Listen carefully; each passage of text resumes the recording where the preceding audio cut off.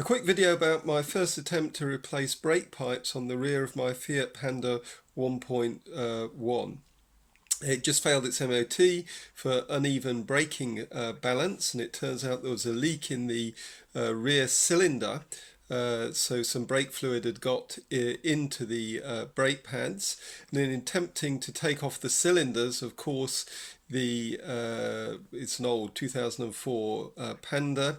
The junction was rusted up, and I ended shearing off the metal original steel brake pipe. So not having done brake pipes before, I thought it might be quite fun to attempt to do some flares and actually replace the brake pipes as well as new rear brake cylinders, pads, and to generally clean the whole rear brake system up. Whilst looking through the videos on YouTube, it's clear that these cheap flaring tools that you can get for copper brake pipes are of variable quality. And it wasn't clear to me what sort of flare needed to be done on these fittings. So it turns out it's a bubble flare, and of course the cheap kits like this Silverline kit that I bought is designed for double flares, but in fact, as other people have noted, a bubble flare is entirely possible. So what I'm going to show you very quickly is how to do a bubble flare with these ridiculously cheap, crappy kits. So the six kits consist of a clamp for holding the pipe, a screw connection to drive these dies down onto the pipe when it's clamped to create the flare. So first of all, we need to cut some copper pipe to length. I tried cutting the copper pipe first of all with this standard hacksaw blade, but it makes a bit of a mess and it's hard to get a really nice high quality finish. So this is a simple cutter that I bought for just doing household plumbing tasks, and it actually works very well to cut the copper pipe. Here's a little bit with a flare on that I did earlier. So what I'm going to do is I'm going to put a flare onto the other side of this pre-cut part. So here's the clamp mounted in a vise, and you'll notice it's effectively upside down from the way that the instructions show. So this flat surface is at the top, and that's the surface that you need for creating the bubble flare. So here's this waste bit of copper pipe mounted in the clamp, and you'll notice I've used the die to set the height up to this shoulder. You'll see some of the kits have got dies with two shoulders on. This is a single shoulder here. It doesn't really matter, you're just using it as a guide to get the copper pipe at roughly the right height. I haven't got the fitting on this copper pipe. But you'll want to make sure that your fitting is in place before you create the flare, since obviously once you've created it, there's no going back. You'll need to cut it off and do it again. If this is the first time that you're doing flares, don't do it on a long bit of copper pipe. Just cut yourself off some little bits. It's easier to manage and have a practice until you've got it going nicely. Now what you'll notice here on this bit of copper pipe, it's rather rough. There's a burr still on the inside. So the first thing I'm going to use is a cylindrical needle file to just clean off the burr on the inside of it. So we're just going to whiz around that a little bit to clean off the copper. My guess is if you're doing this on the line that you're actually going to use, turn it upside down so any of the copper that you grind off falls down out of the pipe. I've not found it necessary to use any type of lubricant when creating these flares, but I have lubricated up the screw threads on either side of the clamp here just to make the friction a bit lower to get a bit more clamping force. And when you clamp it on, I haven't tightened it down yet, make sure that the two bars here are level with one another and they're nice and smooth. Otherwise, you won't get a nicely symmetrical flare. So I'm just now going to crank it down, and to crank it down I'm going to use a bar which I'm going to jam in here and then rotate like this. But I'm going to just do that carefully, making sure that I keep it nice and level. You'll notice that there are some abrasions on here. This is from where I used this clamp to hold the copper pipe when I was using the saw to cut it. The pipe cutter is much better than the saw, so a little disappointed that I've marked up the tool, but it doesn't make any difference to the functionality. So here it is cranked down nice and tight. You'll notice the gap here is much smaller. Use a lever for that. Doing it with your fingers, you're unlikely to be strong enough to do that. Some people make a little pencil mark underneath on the copper pipe to see whether it's slipping down. Probably necessary if you're gripping onto steel, but with copper pipe it's so soft that these clamps just grip into it and crush it quite nicely. So now what I'm going to do is to just place the die on top like this, and then I'm going to put the tool into place, and I'll show you that in just a sec. So here we are with the tool in place, and you'll notice a couple of things here. First, the tool is twisted aroundwards rather than being nice and square on. If you twist it around, it centers itself a little bit more easily.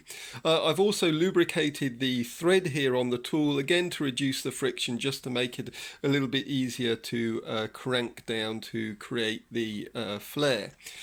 I've heard or seen various reports of how far you need to drive the die down into the copper pipe to create a nice flare. In the end, I've found that if you drive it down a reasonably long way, so it's almost completely flush with the clamp here, you get about the best looking flare. So I'm going to screw that down now, and I'll just show you the result in a second. So here it is pushed essentially all the way down flush to the surface. So now I'm going to unscrew, and let's take a look and see what the flare looks like. So here we go. Here's what the flare looks like. It doesn't look too bad. It looks reasonably round and symmetrical. Not too bad. I think that's going to form a pretty nice seal. So here it is close up, and I'm just spinning it around so I can show you the symmetricality. You'll notice the jaws have made some marks into the copper pipe.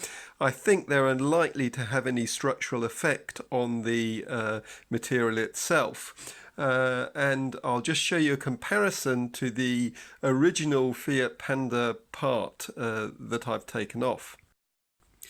So here's the original Panda part on the right hand side that I've taken off, and you can probably see that the actual steel pipe is itself, at least the covering, is damaged at the end of the fitting.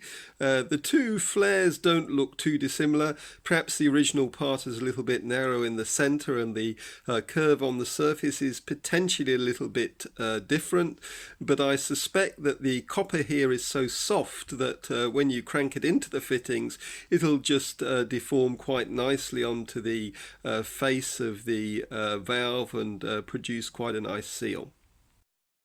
So what have I learned from this process? Well, I think the first thing is if you're working on brakes, especially on an old car, this 2004 car that really hasn't been looked after terribly well, and it's been in my hands at least for the last 5 years, is to, when you're taking the brakes apart, of course proceed carefully, but assume you're going to have to replace, at least if they're the original parts, pretty much everything you touch, since it's going to be rusted together fairly tight. Things are going to round off even if you've got the correct tools. The brake spanners with the little cutout in them to get off the fittings, they tend not to grip well enough. They spread apart. Even if you use vice grips, it's unlikely you're going to be able to get the things apart. The fittings are going to be seized onto the pipe. Everything's going to look pretty terrible. For at least these old cars, the parts, the afterparts market is so great and the parts are so cheap that if you're doing it yourself, it really isn't going to cost much.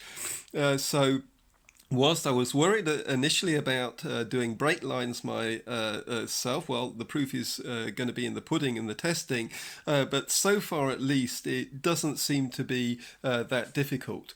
It's dark outside, but what I'll do now is head out and I'll try and show you what the part looks like, at least fitted under the car. It's not fully fitted back together yet since I'm waiting for the cylinders to arrive. So here we are outside, and the nice shiny copper bit is the line that I've made. Down here is the fitting onto the rubber pipe, and if we go over here we can see the end that's going to attach to the cylinder, and stuck in the end there I have a cotton bud which is just stopping anything going in. So a couple of words of warning. First of all, I'm not a qualified mechanic, so don't assume that by following what I've done that things will be correct. Your mileage, of course, may vary. Second, this refers to the forming of flares on copper pipe, 3/16 copper pipe. As far as I can see, it's almost pure copper. It's not the nickel alloy that you sometimes see referred to. And that copper pipe may be illegal in some countries. It is legal here in the UK as far as the MOT is concerned. I think the main problem with it is one of structural strength and vibration and likelihood for fatigue. Over short lengths, such as the rear part of the Panda, I don't think it's a problem. It's relatively well supported, but for longer lengths it may be an issue.